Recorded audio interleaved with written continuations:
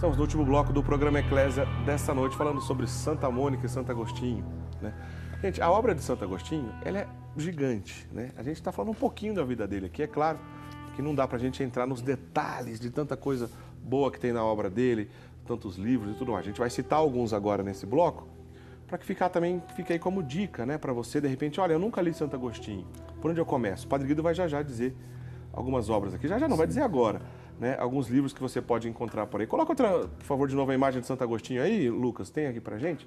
Santo Agostinho, tá aí, ó. Santo Agostinho é um bispo, de algumas maneiras ele é retratado, sempre com ali as insígnias de um bispo, né? Pois esse grande bispo de Hipona, como nós já dissemos, discípulo, né, de Santo Ambrósio, né, na cidade de Milão, se converteu lá com a ajuda de Santo Ambrósio, com a intercessão de sua mãe Santa Mônica. E Santo Agostinho, então, é o maior nome da patrística, né? Da patrística, que é a literatura cristã dos primeiros séculos. Santo Ambrósio, aliás, da cidade do Padre Guido, lá de Milão, por isso que lá na Diocese de Milão existe o rito ambrosiano, justamente por causa de Santo Ambrósio, né, Padre Guido, que a gente já disse aqui em outras ocasiões. Nós falamos aqui agora há pouco dos nossos queridos sócios, a Dioneia Coelho Marcandali, Dioneia Coelho Marcandali, da cidade de Louveira, acabou de se tornar sócia, respondendo aqui o nosso apelo. Muitíssimo obrigado, viu, dona Dioneia? Agradecer ainda a participação do Aparecido Massuia, de Casa Branca. Dona Ladi Cambalonga, sua amiga lá de Criciúma também, Padre Guido, ligou aqui pra gente. As pessoas estão participando do sorteio, já sortearemos nesse bloco. Liga rapidinho, que dá tempo de colocar o seu nome na urna. Mas tem que ligar agora, senão não dá tempo para participar do sorteio já, no final do bloco. Mães que oram pelos filhos.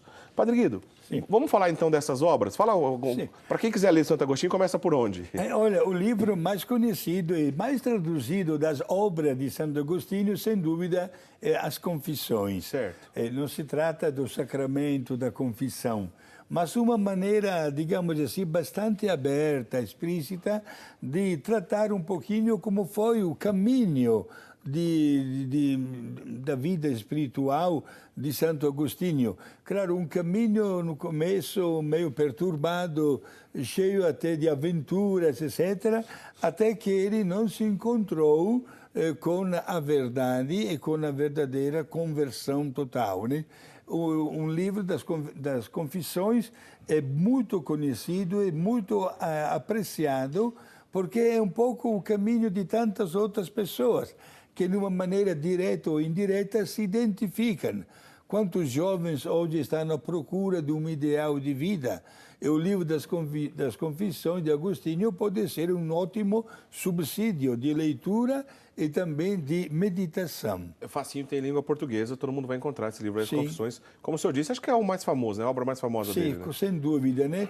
Entre aspas, todas as obras de Agostinho estão todas escritas originariamente em língua latina. Certo. Outra grande obra literária é A Cidade de Deus, onde ele faz uma reflexão diferenciando bem o ideal de uma cidade de Deus com o ideal de uma cidade do homem. Onde, quando fala da cidade de Deus, apresenta o caminho que nos leva a um conhecimento mais profundo de Deus. Portanto, valoriza os sacramentos, o catecismo, o conhecimento da Sagrada Escritura, da Bíblia, a imitação das virtudes dos santos, etc. Ao passo que na cidade dos homens valoriza aqueles que são os ideais, digamos assim, humanos, simples, né? Egoísmo, primeiros lugares da sociedade, dinheiro, sexo e companhia. Por que faz esse estudo? Para mostrar exatamente a grande diferença que existe neste caminho que a vida apresenta e desperta o interesse para a cidade de Deus, que nos leva a apreciar e viver conteúdos e valores profundos da nossa fé. Eu disse agora há pouco aqui da questão da presença do dualismo no pensamento de Santo Agostinho, né? Por influência maniqueísta, que já explicamos nos blocos anteriores, a questão do Deus bom, do Deus mau, também pela sua influência de Platão, o mundo das ideias de Platão, comparado ao mundo dos homens, a questão do dualismo. Nessa obra Cidade de Deus, nós vamos ver esse dualismo, por exemplo, agora de outra maneira, né?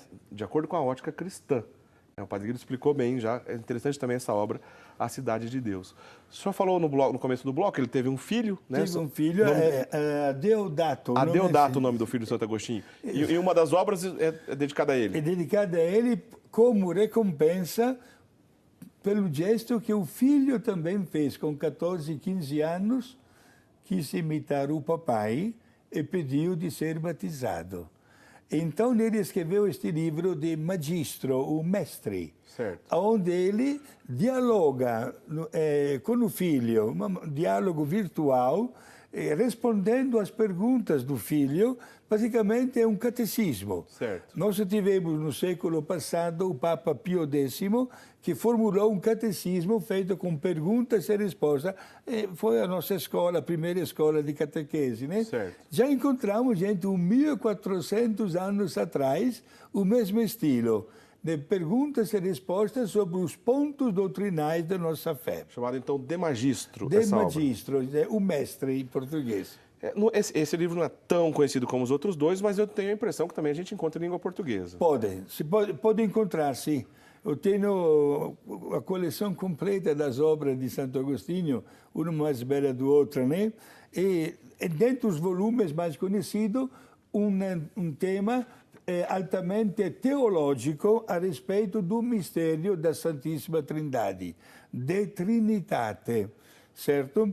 E onde ele defende, claro, em primeiro lugar, o maior dos mistérios da nossa fé, isto é, a unidade e trindade de Deus.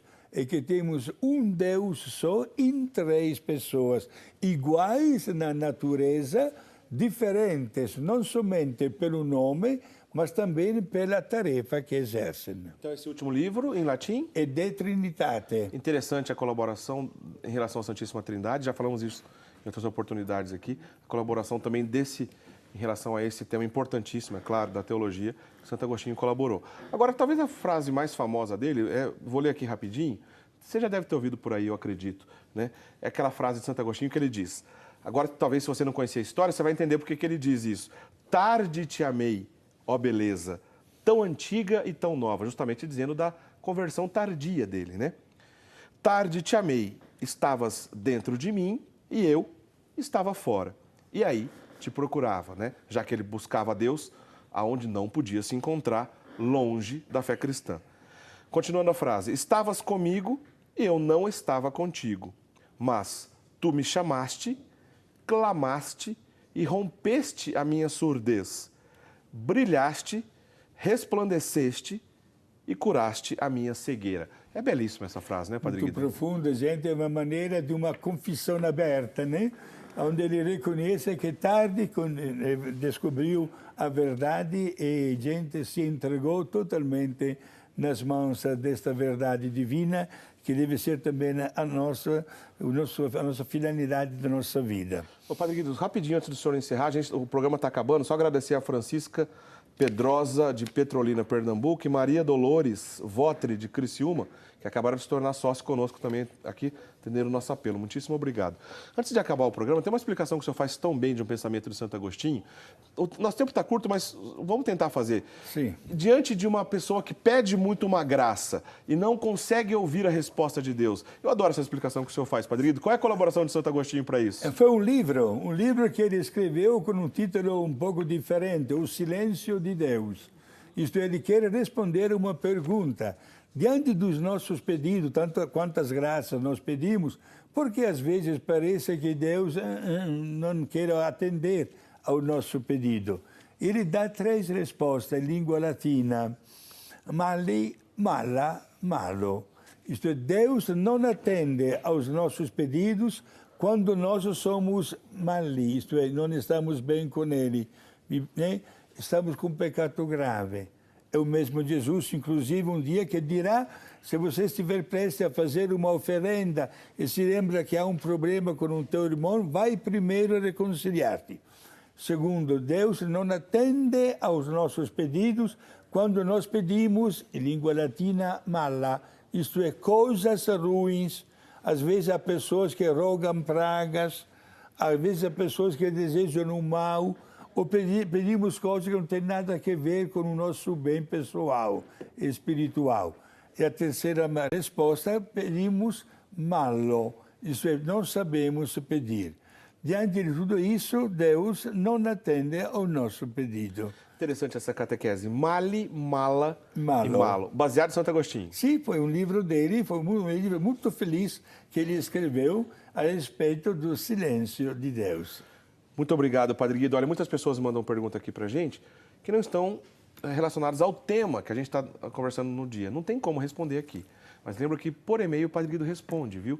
Manda e-mail pra gente no eclesia@rs21.com.br. Perguntas que não estão relacionadas ao tema, por e-mail, o Padre Guido responde depois na primeira oportunidade. Especialmente muitas perguntas que chegaram aqui relacionado a pensamentos protestantes e igreja, já fizemos programas sobre isso.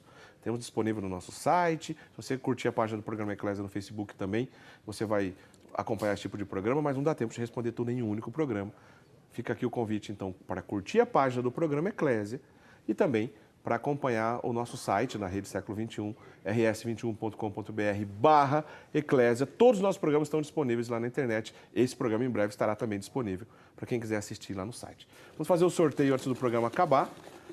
Depois o senhor vai dar a bênção para a gente, Padre Guido, rapidinho. Quem vai levar para casa é o nosso livro, como a gente disse, Dionéia, justamente a dona Dionéia Coelho Marcandali, de Louveira, São Paulo. Dona Dionéia Coelho receberá esse livro na sua casa. Padre Guido, nos dê a bênção, por favor. A bênção para todos, hoje de uma maneira especial para a Dona Fátima de Criciúma, Santa Catarina, que receba também a bênção do esposo e do filhinho que está no céu, né? E para as irmãs concepcionistas franciscanas de Piratininga. Para todos vocês, pesados amigos, a bênção de Deus Pai, Filho e Espírito Santo. Amém. Obrigado. Obrigado, Padre Guido. Mês que vem, setembro, mês da Bíblia. Padre Guido, que é doutor em Bíblia, vamos fazer uma série de estudos bíblicos aqui no programa Eclésia. Você não pode perder o mês de setembro cheio de estudo bíblico. Semana que vem o tema será? Os 7 livros didáticos ou sapienciais do Antigo Testamento. Divulga para todo mundo então, em mês de setembro, estudo bíblico no programa Eclésia, com o doutor em Bíblia, que é o Padre Guido, começando sobre os 7 livros sapienciais. Já na semana que vem você não pode perder, tá bom? Fique conosco nas redes sociais, na medida do possível. Como eu disse, curtam a página do programa Eclésia, para que você fique por dentro das nossas divulgações, relembrando o programa antigo, enfim. Lá no Facebook continua também o nosso trabalho para você ficar por dentro de tudo que acontece no programa Eclésia. Uma boa semana, até semana que vem, até lá. Tchau, tchau.